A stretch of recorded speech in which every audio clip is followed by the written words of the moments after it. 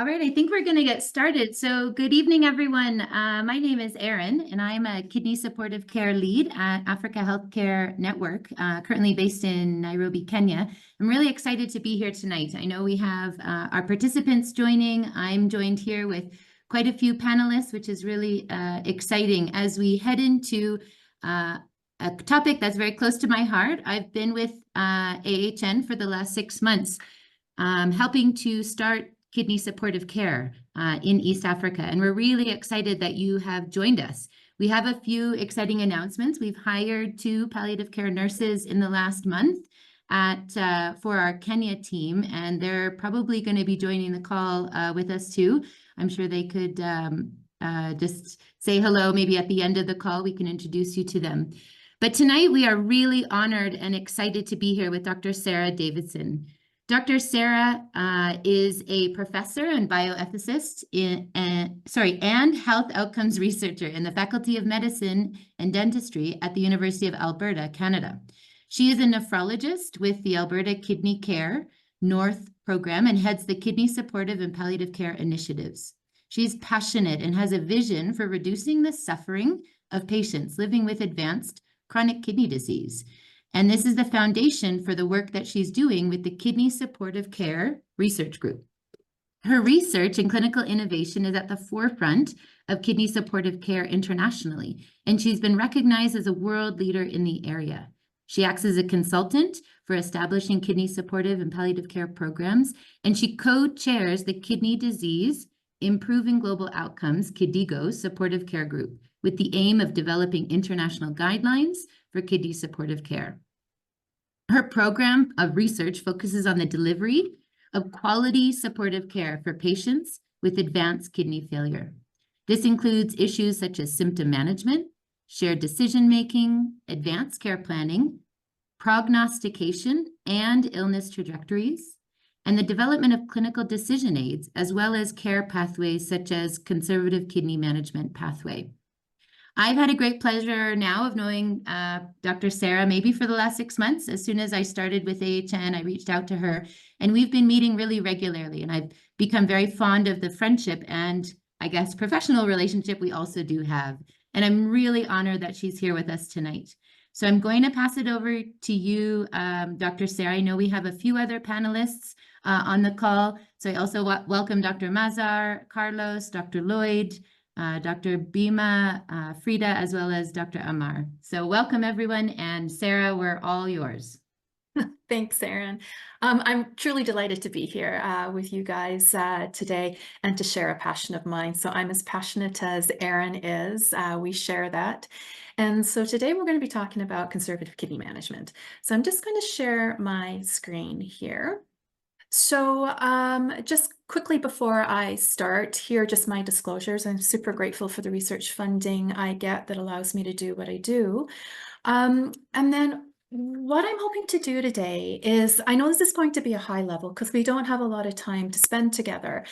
But I really do want to focus on the why, what, and the how of conservative kidney management. And I'm not going to be spending too much time talking specifically around choice-restricted conservative kidney management, because I know you had a super talk quite recently by Nikki Wern, who is part of our ISN working group. But what I want to do is I want to really talk about the context of how important conservative kidney management is, and that it is now viewed as an integrated or part of integrated kidney care. I want to really be careful how we define it so we understand what it is and what the core components are. And I'm hoping to give you some clinical tools and resources in terms of logistics of how you might be able to deliver kidney supportive care. So as we're discussing CKM, or conservative kidney management today, I want you to keep in mind this 69-year-old female, and she's someone that you've been following in clinic maybe for the last few months.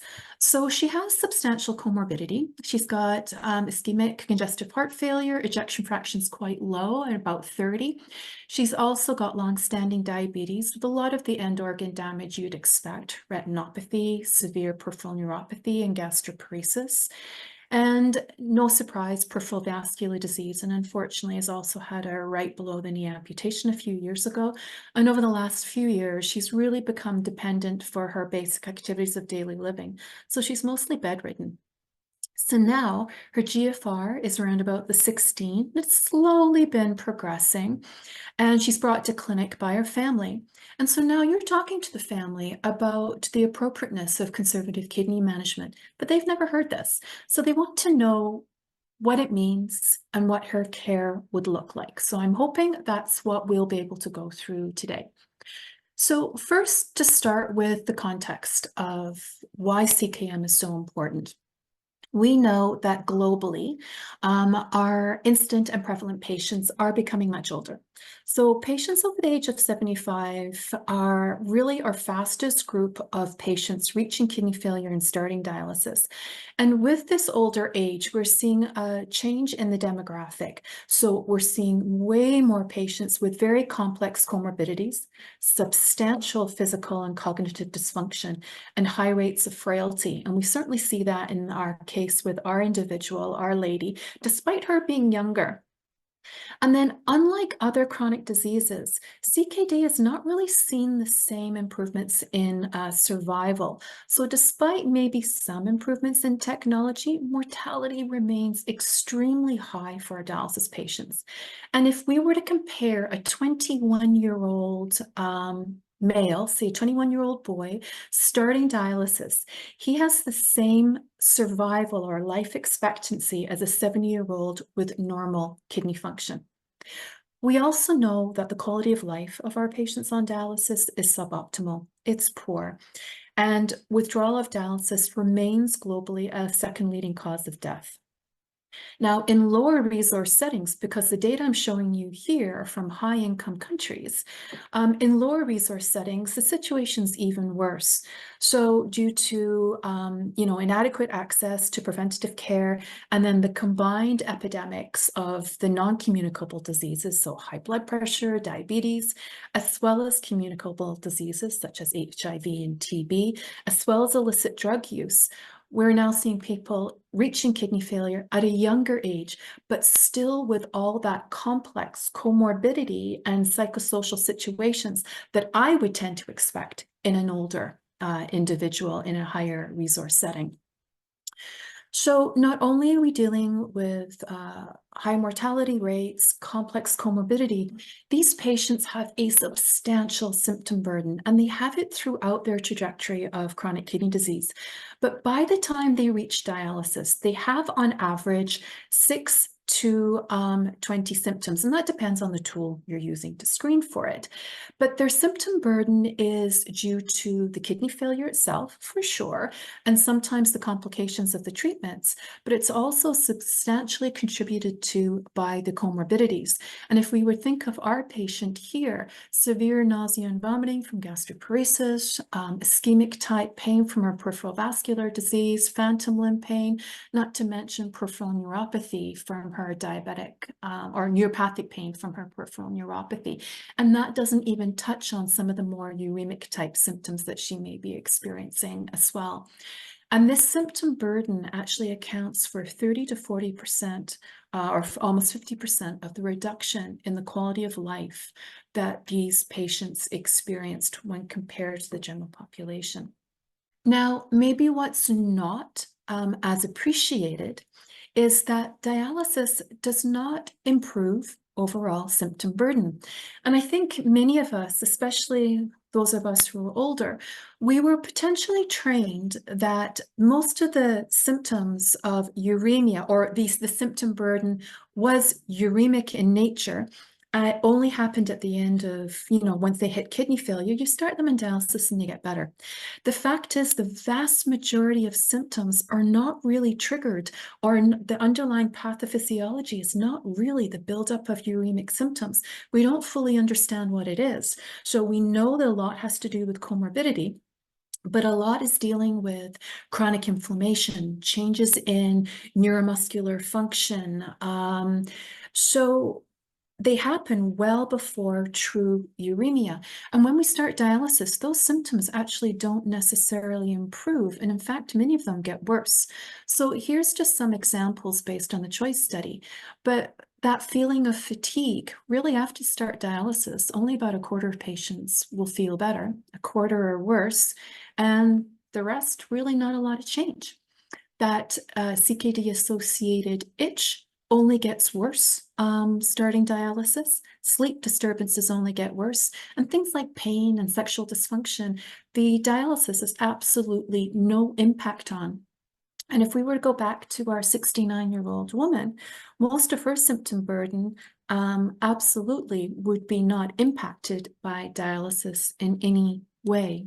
So if we were then to look at some of the evidence behind CKM. So let's just look at comparing survival for dialysis versus CKM.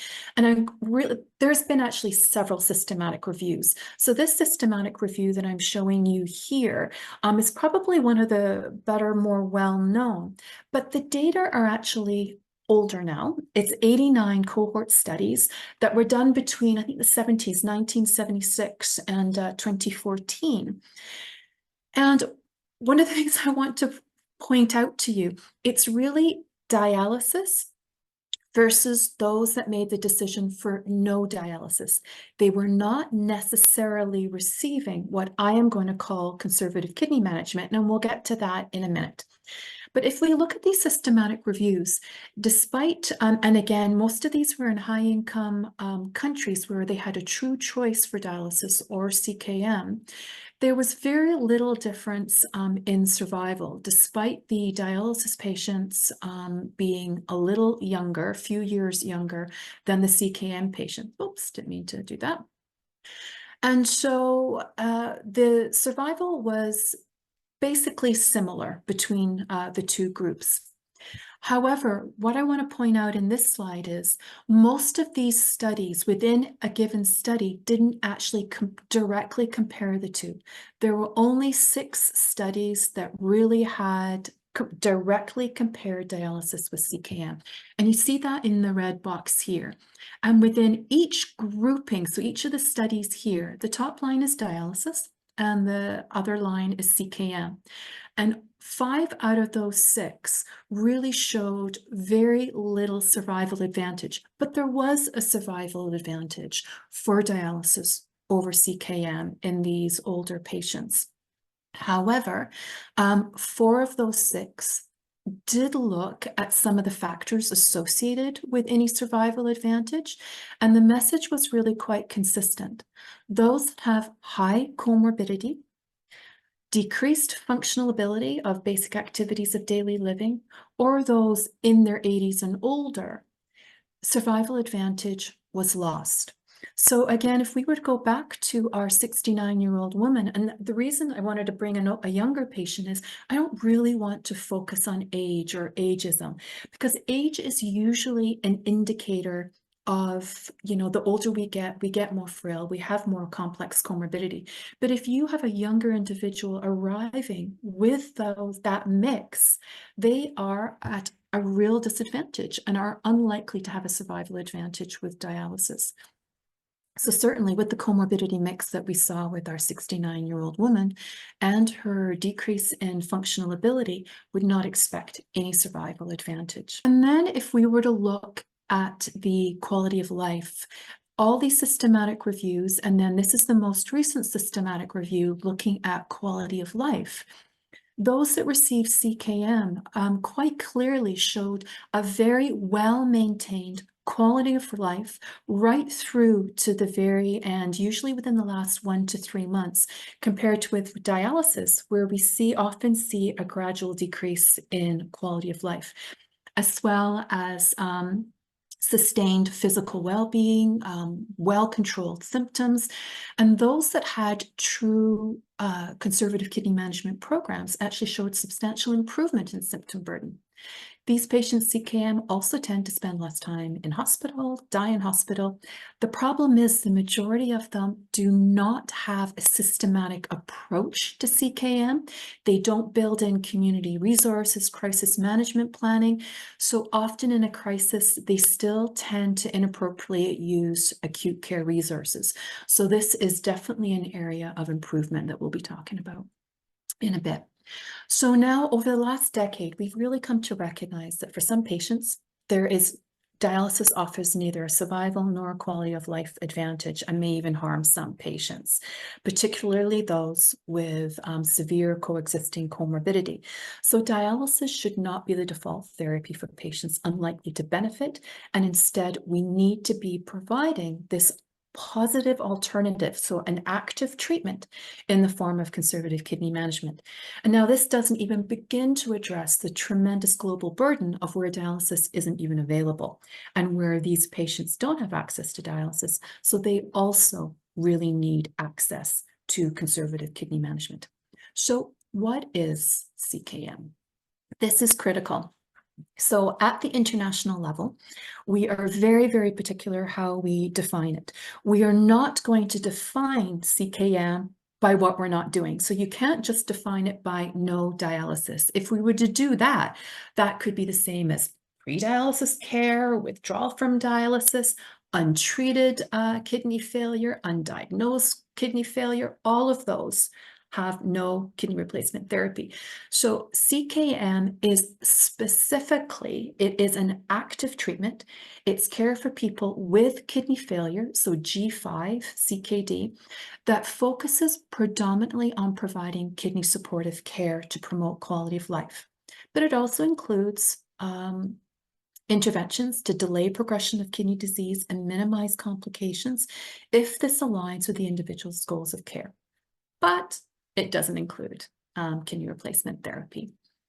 And if we were then to look at what these core components are, so if we were to just take kidney supportive care.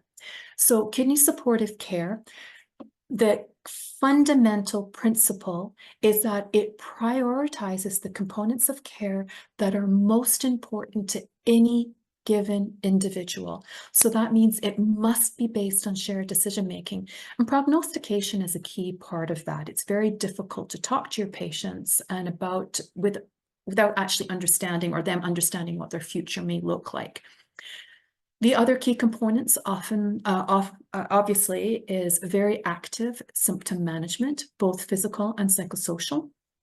Crisis planning, advanced care planning. Then there's the terminal end of life care, also critical, and integration with community services. If we don't do this, we're going to end up inappropriately using our acute care resources. So that would be the kidney supportive care piece. But conservative kidney management doesn't just mean kidney supportive care. That's the main focus. But it's also going to include a few other things. But I don't want to leave kidney supportive care just yet. I want to really stress that kidney supportive care is a core component of integrated kidney care that is really focused about living well as opposed to just dying well. And it has to be available for all patients with CKD according to their individual needs. So that's whether you're receiving dialysis or not. So it is not just reserved for people who are CKM, withdrawal from dialysis, or who are actively dying. Conservative kidney management recognizes that individuals have very unique needs. It focuses on their physical, psychosocial, and spiritual needs. So therefore, it's really ideally delivered by a multidisciplinary team.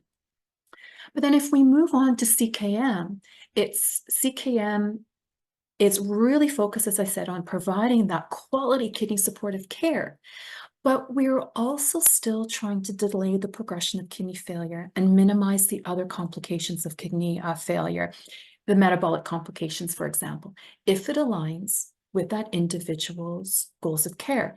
Now, you can imagine in choice-restricted conservative kidney management, where if they'd had a choice, they would want dialysis. delaying the progression of kidney failure may be as important, if not more important, than symptom management, what have you. It really depends on that individual. And even for my patients who are old, comorbid, they know they've only got a year or two of life left. They still don't want to die. They want to live as long as possible, yes, but as well as possible. So they are still, the majority of my patients are still very interested in delaying the progression of the disease. So then this infographic is something that we created through the ISN, and I know Dr. Nikki Werney showed it as well. I want to focus on something a little bit different here. And the main reason why I developed this infographic was to really highlight that ideally conservative, like the active treatments, all of them ideally should be decided or should be reached through shared decision making. But this is obviously based on if you have full access to resources. But all of these in the blue hexagons are active treatment choices or active treatments, whether they're transplant, dialysis, or CKM. And the green represents the role that kidney supportive care usually plays within that treatment choice. So you can see that kidney supportive care is important for all of these patients, but for CKM, it is very definitely the main focus of care. Now, if we compare that to a lower resource setting, again, the main reason for this infographic was to actually show if kidney replacement therapy is unavailable, hopefully they have access to kidney supportive care. If they do, and they're receiving kidney supportive care within that context, then you can call it they're receiving conservative kidney management. That's great. But if they are not receiving kidney supportive care and those other interventions to slow progression of disease, manage the complications, that's just untreated kidney failure. And of course, then you have the whole group that don't even have adequate screening, and they would have undiagnosed kidney failure. So this is to really highlight that it's the importance of kidney supportive care. So if you're going to call it CKM, you have to be receiving those core components of care. So just in summary, the CKM is not pre-dialysis care or withdrawal of dialysis, and it's not kidney supportive care, because kidney supportive care is appropriate for a large range of individuals. It is the main focus of care, though, and it is certainly not just giving up no care. It's very active treatment. Therefore, that's how you differentiate it from untreated kidney failure.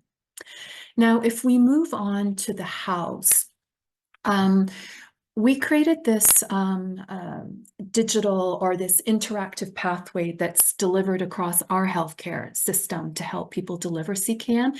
It's free access. You're more than welcome to access it. All the resources and everything I'll be talking about today are on this site. So it includes a patient decision aid to really help individuals, families, patients, and care providers understand who is most important for, or who's most appropriate for CKM. And then basically the portal, either the family portal or the healthcare portal, actually showing you how you can deliver that care. I'm just going to spend a couple of slides illustrating what we talked about right up front in terms of some of the evidence around who's important or who's appropriate for CKM. And again, it's a matter of emphasizing it's not just about age. The elderly are a very heterogeneous group, and you can have some individuals who are quite robust and who will do well on dialysis, where like this elderly fella here in the bottom is really quite frail and he is not going to do well. And if you take all people over the age of 70, there is a survival advantage for dialysis, but it tends to be small. And a lot of that survival advantage is time spent in hospital on dialysis. And patients need to understand that.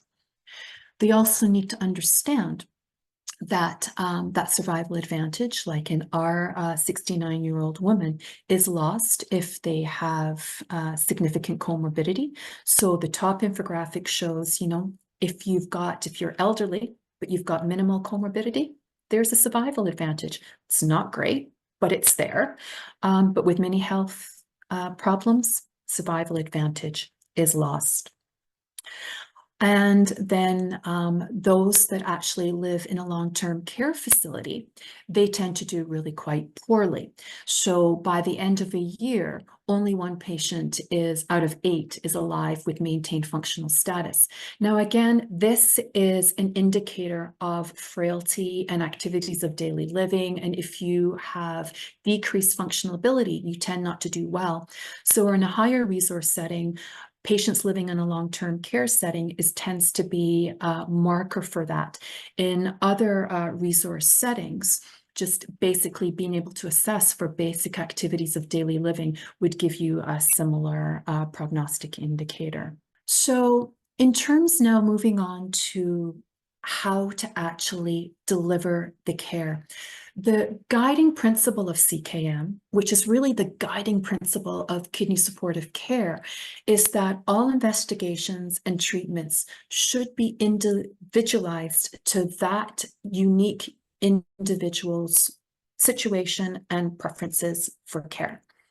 So for someone that's receiving CKM through shared decision making, the decision is often made to promote their quality of life. And optimizing quality of life tends to drive most of their care decisions.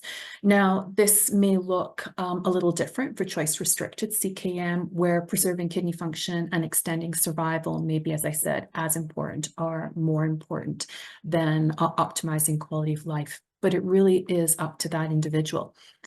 And then you need to factor in disease trajectory. Because one of the things that you might have noticed on the survival data that showed, there wasn't a lot of survival difference between dialysis and CKM. But the fact is, after a year or two, the vast majority of patients, both in dialysis and CKM, certainly after the point they hit a GFR of 15, they're still alive.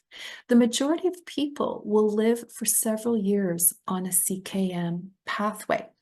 And the type of care you deliver earlier on in the illness may look different than the type of care you're delivering later on in the illness. So earlier on in the disease trajectory, the patient may be wanting to focus more on preserving kidney function, minimizing complications. Symptom burden may be less. Whereas in the last months of life, at that point, the focus may be exclusively on managing symptoms. So to be able to have those conversations, you need effective communication with your patient, and it really is based on shared decision making. And this is going to mean diverse and ongoing conversations between the individual and the entire healthcare team. So I'm not going to spend too much time on symptom management, because each symptom really is a talk in of itself. And I'm assuming that over the course of this, you're going to get several talks on different symptoms. But certainly within this resource, you can see algorithms for each one of these common symptoms for people with CKD and kidney failure. Plus, there's also 5 terminal end-of-life care symptoms, because how we treat those symptoms right in the last weeks of life look a little different.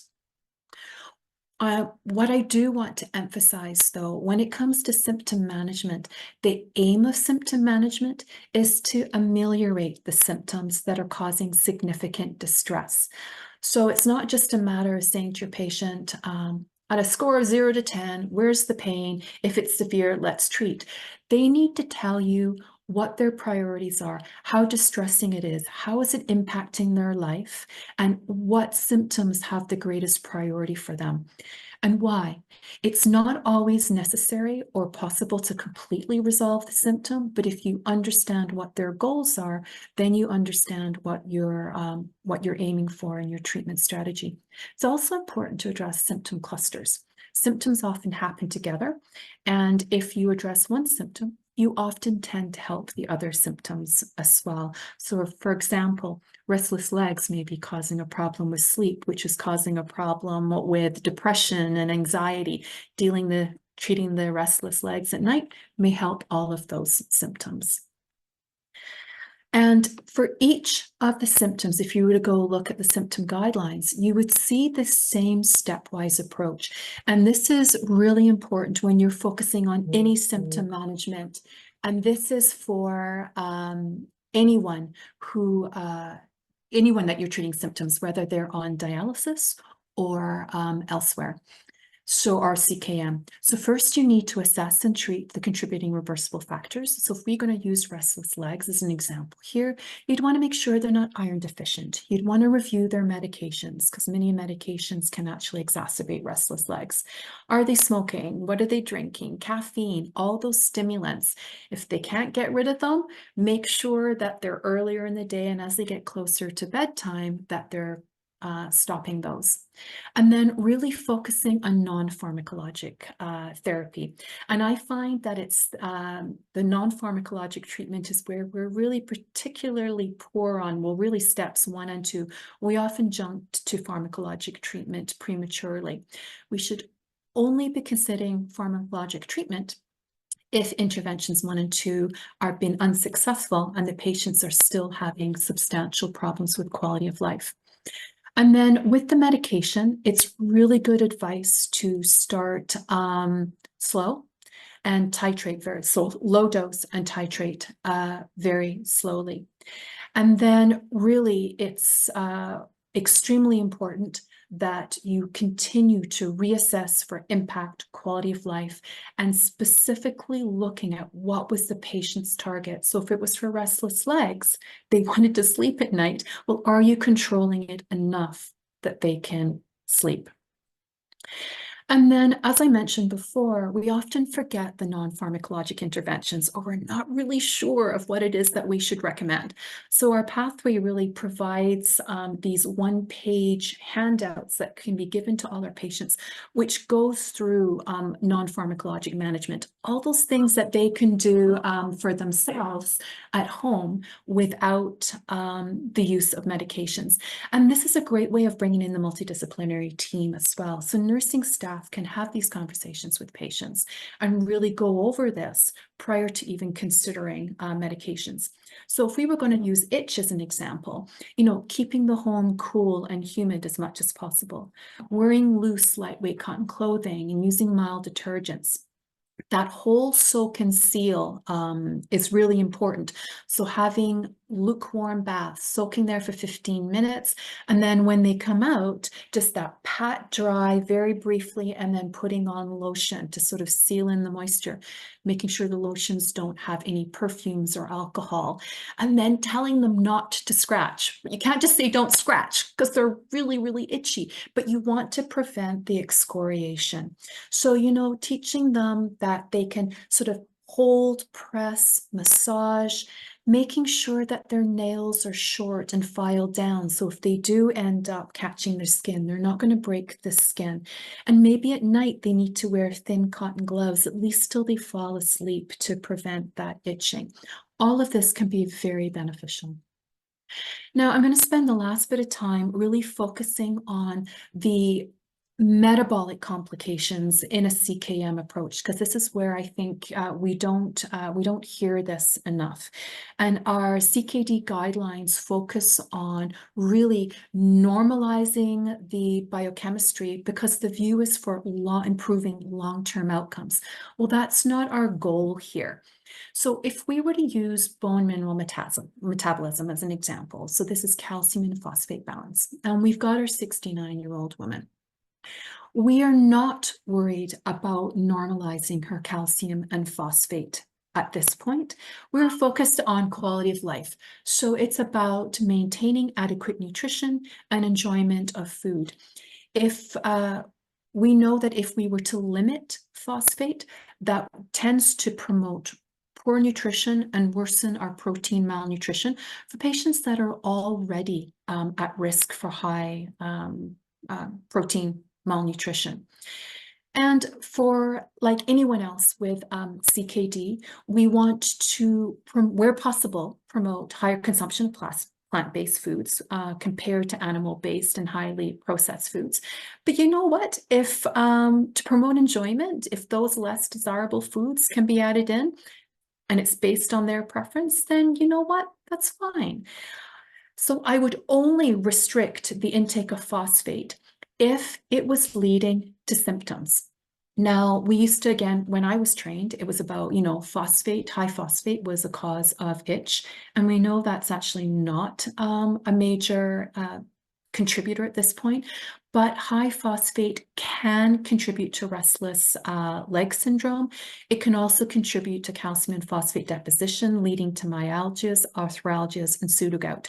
So if you're dealing with those issues, then maybe you do need to look at decreasing the phosphate a little bit.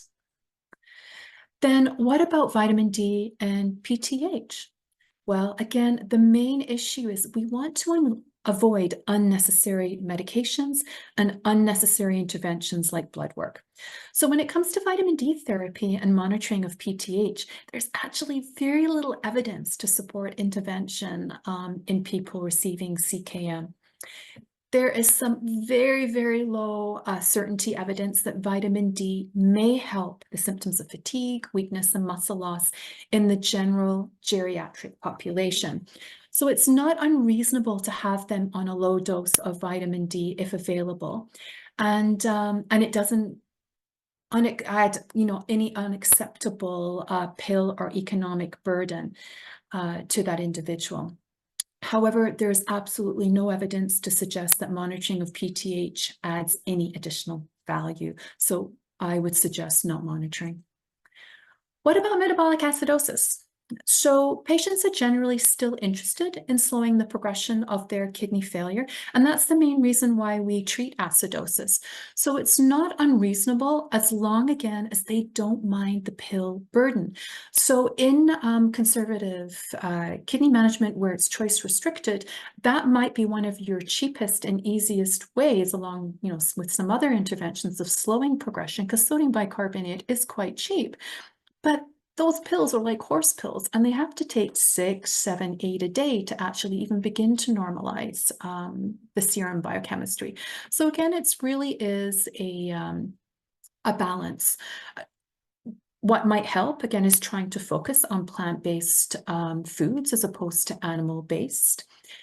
And we know that acidosis, go back here. We know that acidosis may contribute to bone loss, muscle wasting, and fatigue, maybe. So as long as the treatment is not too burdensome, then it's not unreasonable to treat. And I do tend to treat metabolic acidosis. And then there's hyperkalemia. So most patients absolutely want to follow a low potassium diet and have their serum potassium monitored. As in most of my patients, they don't want to die prematurely from sudden cardiac death. But if they do choose to liberalize their diet, you have to explain the risks to them. And then there's hypertension. So increasingly, we are seeing the goal of hypertension as being treating with systolics less than 120 millimeters of mercury, even in the older population. Now, in our elderly population, though, with CKM, they tend to be more frail. We need to be extremely careful because the goal now is not, again, long-term preservation of survival, so cardiovascular health. That's not what we're going for. What we want to do is optimize their physical, their cognitive, and their physical function and minimize the risk of any falls. So for many of the patients, it might actually mean liberalizing their blood pressure target somewhat. Now, for my patients that already have tight blood pressure control, they're stable, I don't raise it. I leave it where it's at. But for those that I haven't quite got to target, I'm not going to chase it as aggressively. And then the sodium statement. Again, it's about quality of life. It's about promoting nutrition, palatability, and if they need a little bit of salt to do that, that is fine. We're not trying to keep them so euvolemic to really absolutely normalize that blood pressure. Now, we want to avoid major volume overload because we don't want them to get short of breath. We don't want massive peripheral edema. And again, it depends on that individual. Say you've got someone that's relatively young and choice restricted, and you're doing everything you can to preserve kidney function. Well, in this patient, in that situation, sodium restriction, tight blood pressure control is going to be important. So again, individualization. And then I just want to stress, even though we're talking about CKM, really, regardless, where CKM is really globally, where we see the most of it is still in low resource settings. And within that, where it's choice restricted, and within that settings, preserving kidney function is so key. And we really need to promote basic strategies. So screening, managing comorbidities, avoiding smoking. And obviously, by the time they reach kidney failure, it's too late for points 1, 2, and 3 there on the right. But again, things like salt restriction and early identification of complications such as urinary tract infections is really, really key. And then you want to do everything to prevent rapid loss of their residual renal function. So avoiding non-steroidal anti-inflammatory drugs or over-the-counter medications, unknown herbal remedies, aminoglycosides, illicit drug use, anything that you can do to preserve that kidney function. And I said before, for my patients as well, that only have a year or 2 left, they still want to do what they can to preserve kidney function. And while I don't really have time today to talk about it too much, you know, a key aspect of CKM is still that crisis management. It's communicating to the patient and having them communicate to you and the rest of the team what is most important for them.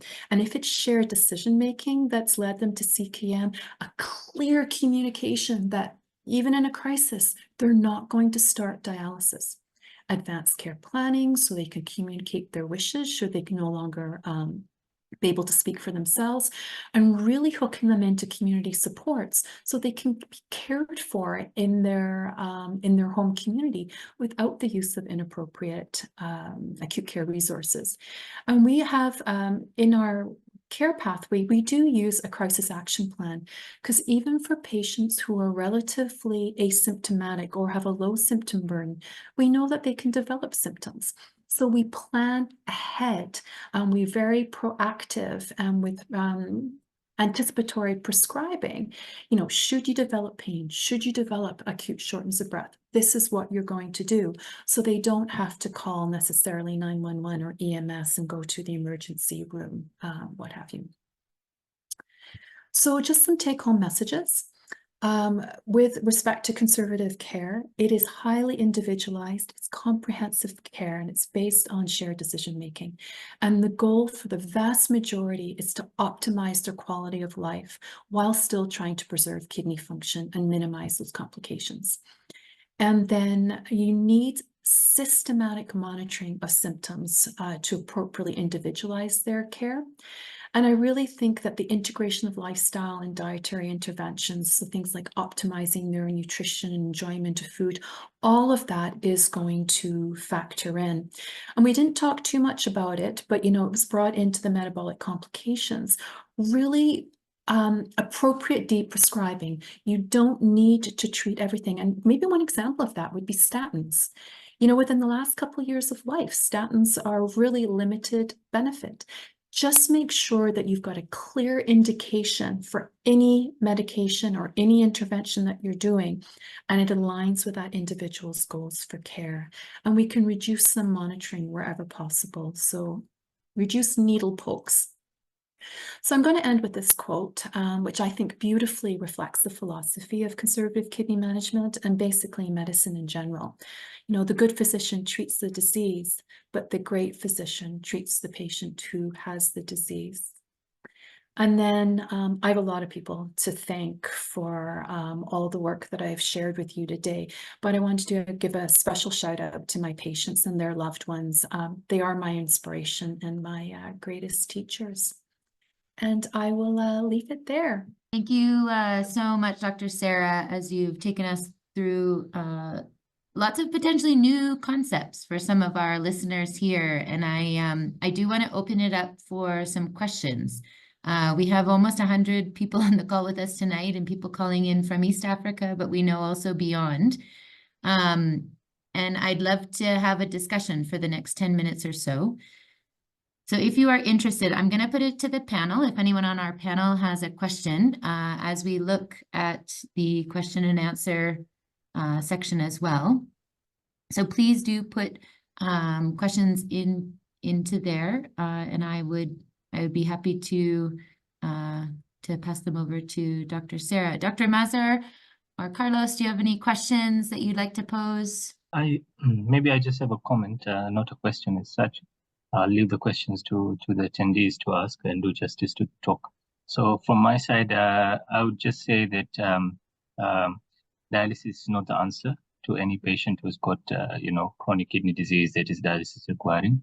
And this is something that I believe is patient autonomy, which sometimes, unfortunately, we tend to have this, idea in our minds that we have the best idea for the patients, and this is what the patients should do.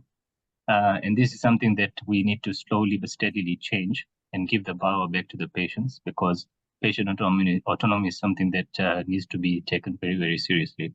And yeah, that's basically, for my point, is that this is what we should be practicing ideally. And I think ASC kidney supportive care is something that is going to be part of universal management of kidney patients pretty soon, especially in the developing countries where it's not yet there.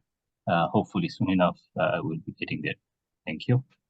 Thanks, Dr. Mazar. Yeah, I've heard even from Dr. Sara's talk, this idea of shared decision making. So Dr. Sara, can you speak to that a little bit? As we know, we've got people listening in from a variety of values and beliefs and cultures where shared decision making isn't necessarily the way medicine and nursing is practiced. So how do we bridge that gap, as we are inspired by your talk, but also know that tomorrow when we go back to the clinics, it may not be what we experience? Yeah, so at its most fundamental, shared decision making really is a way of, it's our gold standard, a way of having the patient and the physician, and it's not just the patient and the physician, it's the patient and their community, so their loved ones who they choose to bring in, and the physician and the care team. Nursing staff are critical, the multidisciplinary team. So these two teams coming together and actually understanding the facts, understanding the values, and together coming up with a way forward. And for CKM and kidney supportive care in general, it's really important that what drives the care are the patient's priorities. What is most important for them? I'm going to lead you to two resources, and Erin, maybe if you can share them. At the very end there was that link to the ISN Academy. The ISN Academy curriculum has two specific talks on shared decision making. One is the theoretical concepts around it, which are so important. Another one is a little bit about the practical issues and the cultural considerations. I really urge you to do that. It doesn't mean that both parties have to necessarily agree on the end result, because physicians might go, oh, I would never have chosen that, but they have to understand why the patient is choosing what they're choosing. And likewise, the patient can't just give in, well, the physician said I needed to do it. So you cannot just acquiesce to the other. You have to, it's true understanding. And I see there's a couple of questions. Yeah, lots of really good questions. Questions related to during CKM, so conservative kidney management, do you incorporate hemodialysis and other renal replacement therapies? No. So that's not CKM. So in terms of kidney supportive care, absolutely. Kidney supportive care, which is the main philosophy of CKM, kidney supportive care is absolutely critical for dialysis patients, for everyone. But conservative kidney management is no kidney replacement therapy. So say you've got a patient on dialysis and you withdraw dialysis, that's now withdrawal of dialysis. The care may look the same, but that's not CKM. And then there was another question here, even before that question, Erin. Assuming it's from the, in my opinion, what is the nurse's most important? Yes, perfect. Well, I can say from globally, probably nursing staff and primary care physicians are probably the most important players in conservative kidney management, because when we look at CKM globally, it's delivered out in the community. So nephrologists are key. but they're only one player. So nurses have a critical role. I would probably say the most important role is that communication. So nurses, they tend to spend more time with their patients. They know their patients really well. They are critical in actually truly understanding the patient's values, their priorities, so they can be instrumental in that shared decision-making process. They can be instrumental in screening for all sorts of symptom distress, what have you. And even in the management therapy pieces, they're instrumental in educating around the non-pharmacologic approaches. And then when we talk about delivering just basic good care to relieve suffering, a lot of that is going to be done by nursing staff. So to me, they're a foundational member of the multidisciplinary team. Yeah, great answer. I'm not sure, one of the questions is, I'm not sure if it's clear one can move from dialysis to CKM. No. So again, moving from dialysis and stopping dialysis, that's withdrawal from dialysis. But at the end of the day, so withdrawal from dialysis is a little different. It's because most patients then tend to have a very shortened survival. So we're usually dealing with a few weeks, maybe a month or two of life. So that is more terminal end of life care. So it's almost 100% kidney supportive care, symptom management, getting your advanced care planning in place. It's really focused on end of life care. Whereas conservative kidney management it's right up front. Dialysis is just not, you're never going to be on dialysis, and you tend to have a lot longer on the CKM pathway. So kidney supportive care is still key, but you're still managing the complications. You're still slowing progression of kidney failure.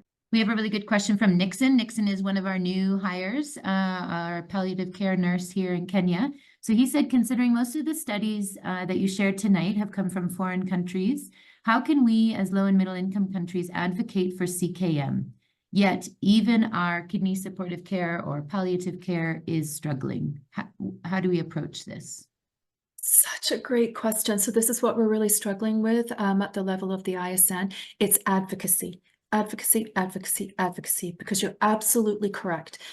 When we consider CKM at a global level, it is most needed in low resource settings because you don't have access to kidney replacement therapy. But then again, you also don't have access to adequate palliative care. So this is why that infographic was so critical, because we want to show just because you're not doing dialysis, if you're not giving palliative care or kidney supportive care, it's untreated. And we are using that to advocate, saying untreated kidney failure is absolutely unacceptable. It's you have completely needless suffering. Like, I mean, this is avoidable. And so it's a matter of advocating for and using the ISN, using the WHO for all of this, for access to essential medications, but also infrastructure to deliver that care. We're also trying to advocate for training at a community-based level. So there are many things that community nurses, community primary care providers, they can be providing the basic aspects of palliative care. And that would be sufficient to provide good conservative kidney management. So I think with advocating for that training and some basic essential medications, we have the ability. The next one has come from an anonymous person, but I think it's a really good question. I've seen patients initiate dialysis as an emergency treatment. So if that patient, after recovering from the emergency, decides that they don't want to continue dialysis and instead do the CKM treatment, will it benefit them in terms of improving their quality of life?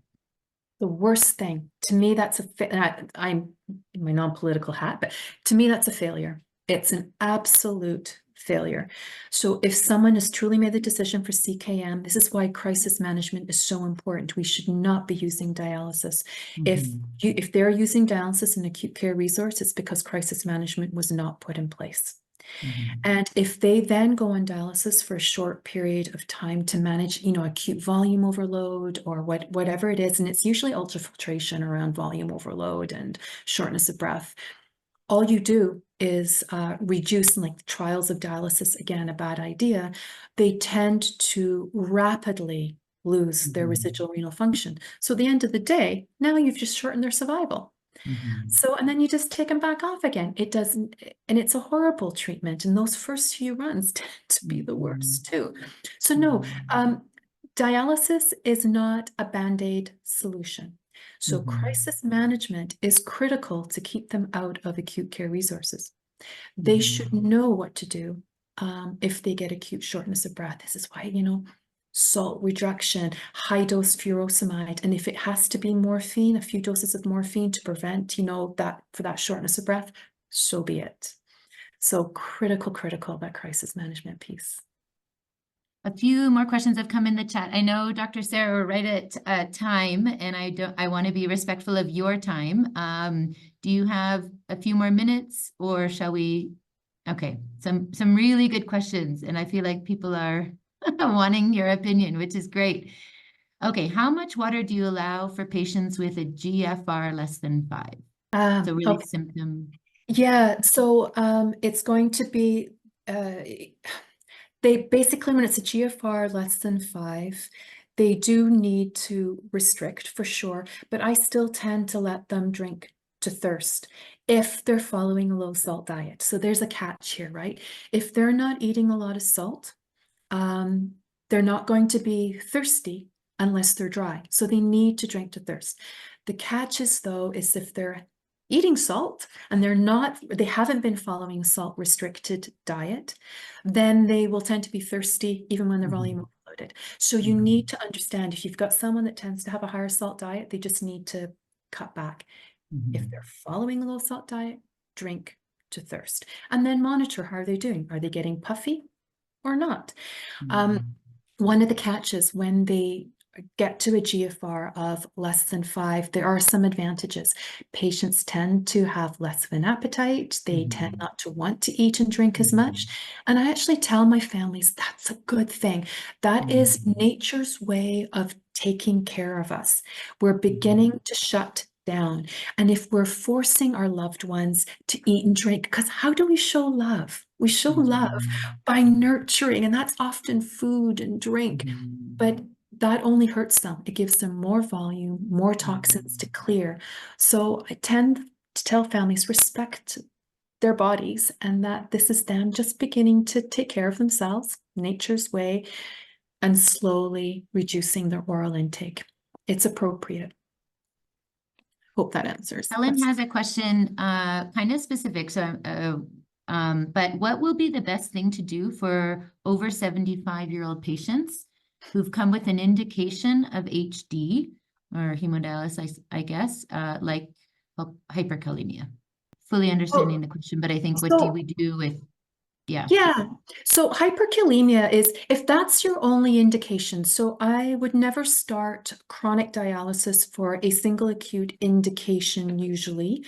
It's usually not necessary. It has to be a really a comprehensive discussion.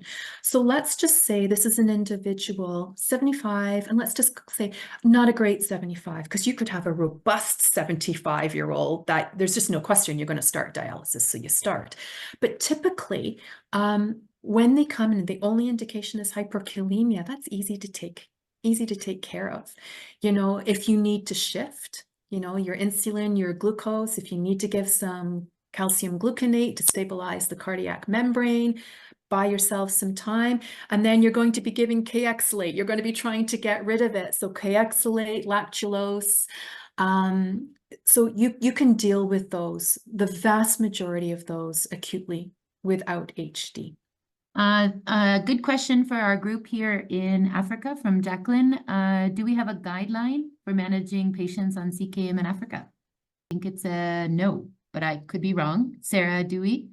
No, I don't think anyone has. There's no great guidelines, period. The only guideline in terms of the metabolic complications or symptoms are the ones that I put in the resource. So our publication that we did in 2019, and then our CKM pathway. One of the great steps forward, if you look at the most recent KDIGO management of CKD, it was recently updated. It was just published a couple couple months ago. Mhm. And I think it was published at the end of March or beginning of April. And they have now begun to layer in quality of life considerations into each of the guideline recommendations. So using metabolic acidosis as an example, you know, there's no quality of life improvement, for example, with bicarbs sort of over 16. So you can use them as a sort of as an idea of how to move forward for CKM, but that's the best we've got. One of our professors had their hand up. I think it's iPhone 70. Would you like to pose your question? Yeah, I'm so sorry. This is a new No phone. This problem. is a phone lasting, so I'm not able to change my name. No Very problem. interesting talk, Sarah. I thoroughly learned a lot. But what I found out is that CKM management is as intense as, dialysis and or almost as intense as dialysis or patients on transplant. And we find out that many of our patients can not really afford many of the medications to treat some of the symptoms or to slow progression of CKD and all that. So you find out that many of the patients we handle are really untreated. I have my patients who have come for dialysis once in 2 weeks. And what is that? Nothing. They are also ill, swollen and all that. So it's still, a problem, still a problem. Even if the patient is on CKM, it can hardly afford the support. I don't know if it's same thing. I'm sure it's same thing in most of Africa because, Probably this goes to a little bit, and maybe some of us that are working in the region would be able to answer a bit better, but I do understand this comes a little bit to insurance coverage and how things are covered. And oftentimes outpatient visits and a lot of medications are not covered necessarily through insurance. So it's a lot of out-of-pocket expenses. Maybe that's what you're getting to related to CKM's costs. Exactly. Whereas generally dialysis is covered in, of course, there's places where it's not, but generally it's covered in several of our settings on basic insurance. It is such a good, this is where advocacy is absolutely critical. So I loved a couple things about your comments there. One was the recognition that CKM is active care. So we still need to be doing a lot for our people to help them not suffer. So thank you for that. Absolutely agree. There are some things that, I think we need to focus on where the low-hanging fruit is. What can we do that's cheap? And maybe for those individuals focusing on salt restriction, unfortunately, and focusing on nutrition, maybe it's diuretics, it's K-oxalate, it's some of those cheaper medications are where we're going to have to focus on. Things like gabapentin are in the, at least in the essential medication list, so for neuropathic type pain. And again, I'm not sure how expensive it is. Gabapentin is actually more expensive here than it is in many of the lower resource settings. And I don't know whether it's because it's linked to the essential list. I don't know. And maybe it is sort of tiny doses of low dose morphine. But yeah, we have to really focus on what some of the local supports are, and how you deliver CKM is probably going to look different in each of your local contexts, depending on your resources. It's a sad reality. I agree. Look, focusing on the low-hanging fruits is the way to go. The cheaper options, just to help the patient. Yeah. One of the things I think that's pretty essential to CKM, which maybe we haven't talked about so much, is just the importance of regular follow-up visits with our patients. And I think that can actually sometimes be a barrier and a challenge for some of our families to be able to arrange that and set it up. And I think that, just really encouraging that they come for their visit so we can do symptom management. If that does look like, again, getting them connected with a community service where they get a home visit, or, it's a clinic that's closer where it could be a nurse potentially doing a symptom management visit, and then they see the specialist, alternate times. These kind of things are ways that we're going to have to recommend, something that could be more affordable or achievable. So important, Erin. And this would be no matter where you are in the world. This is what we mean by talking about integration with community supports. Even if you're in a higher resource setting, patients don't want to come to the hospital. They don't necessarily want to see their specialist. So we have a lot to offer as a specialist, don't get me wrong, but we need to integrate our patients with their community resources so they can be cared for at home. And then we teach those community resources. These are things that you need to do for the patients. So the patients don't have to leave, they don't have to travel, and they don't incur the costs. So we need to build capacity within our community care providers and make sure our patients are well linked in. There's just one more really specific question, and then we'll end for today. But from Gilbert, what is the current evidence on the efficacy of a nephrostomy tube insertion for the management of obstructive uropathy? Completely outside of my scope. So I mean, I couldn't give you numbers. It's the treatment. It treats it. It's I mean, that's for obstruction, you need some sort of relief of obstruction, and a nephrostomy tube is the way to go. Perhaps let me just add context to that question. Okay. So majority of our patients that we see, especially in the state sector, are women that are affected by cervical cancer. And usually cervical cancer is, how do I say, this is a disease that, you know, patients present with late, with complications that it usually stage 4 advanced, cervical cancer, which then has already infiltrated the local tissues and causing obstructive uropathy, which then consequently, due to back pressure, leads to chronic kidney disease and end-stage kidney disease. So the question, I believe, is should nephrostomies be placed in hope that perhaps you can salvage some kidney function, which is a very difficult question to answer because you don't know how long that back pressure has been there and what is going on with the kidney. It's a very tricky question, but I think the context is that we do see quite a lot of patients in that way. And, you know, we are always perplexed. Should we actually go in and put in those nephrostomy tubes and see what happens to the kidney function? It may or may not get better. In that way, you can probably avoid dialysis and prolong, you know, kidney failure or something of that sort. I hope that was what the question. Yeah. Mazar, thank you for that. We absolutely would. And again, but we don't have the same issue with limited resources, but when you think at a lower cost intervention that has the potential of preventing a very high cost, not just talking about dollars, but cost of life and quality of life, to me, that is a very good trade-off. So I would absolutely, if you think there's any sort of salvageability of the kidney, I would absolutely put a trial of a nephrostomy tube. Well, great. Thank you, Dr. Sara. It's been really good. There's still questions coming in. So I will stay on the call for a little bit longer. I'm sure others may need to head off, and happy to continue this conversation. Thank you so much for joining us. We're really so happy that you're here to be a cheerleader for all the work that's happening in our region. And we're really proud of all the work that you are doing at an international stage too.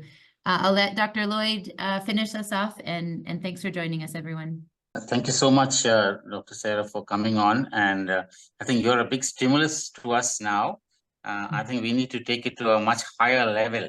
And I'm sure you'll guide us and support us. And also, you know, all aspects, teaching, research, you know, and patient care, all three aspects, we certainly will look into. And we have a really good team who are very focused. For example, we have Erin leading, we have Mazar there, we have Yuri there. They're all very interested in the domain. And then we also have Carlos. And last but not least, we have Matt at the back, who is really, really pushing us too.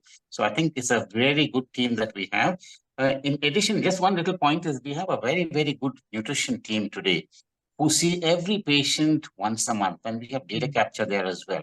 So I think I think that, you know, both CKM and KSE should be integrated into the nutrition team, because that not only provides patient care, but I think brings an awareness, you know, in the whole community across, and much easier because we already have a distributed system across the board who meet patients on a daily basis. So that I think is another thing. So, and research And we really look forward. We will, digitize all the data that we collect shortly. And I hope to make it structured so that we also look at outcomes, which can actually, be compared with and, and see what changes we can make and improve with time. And I hope in the next 3 to 5 years, we should have a good team in East Africa. That is the goal. And we have a good team. So I think we should have a good team of, and not only the nursing team, but I think integrate the whole, the multidisciplinary team into the whole process here. Thank you so much. We look forward to interacting on a regular basis, and we need your help. Thank you so much. Thank you. I am here for you, and I have no doubt you're going to be 100% successful. Your team is phenomenal. It's been a pleasure. Thanks, Thank you. everyone. Thank you so much.